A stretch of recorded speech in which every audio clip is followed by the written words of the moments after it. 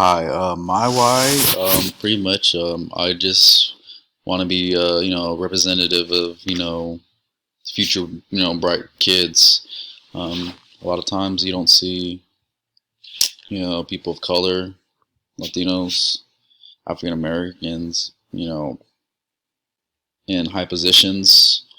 I want to, break those bridges and barriers, because, I believe, everyone has the opportunity to do it if they are given those, the spreading, if what you want to say, Um, and so, I want to be a path, uh, for kids, for students, anybody, honestly, to let them know, like, through all the thick and thin, you can do it too. Um, Kind of goes back to, my childhood. I kind of, was always in that leadership role, whether it was in my cherished or church cherished community, leading prayers in front of like huge crowds, or my sports teams. Um, always been that leader and always got everyone to like motivated them, get them going. Um, and I was always put in that position for some reason. Honestly, like I don't even know to this day. Like I just feel like something higher being like puts me in these positions. And so and I take those roles, and I thrive in them.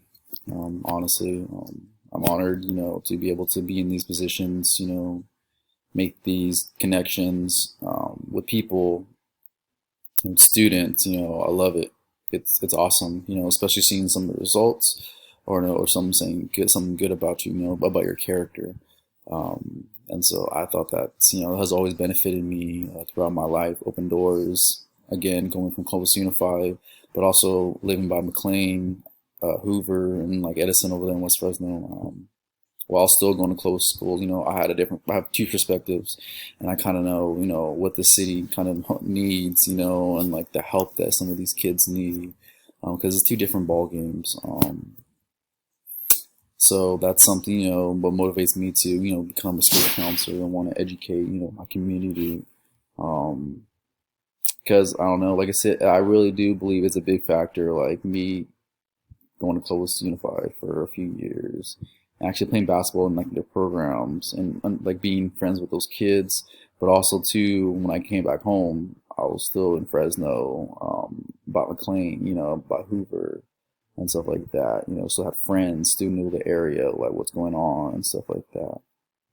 And so I kind of want to name my knowledge and kind of spill it back to kids that I feel like they don't got no voice, they don't see a future in them, or they just have that assumption that just because the way I am, I'm not gonna be able to go to this and that or do this or that. And so that's something that I want to help out with my community.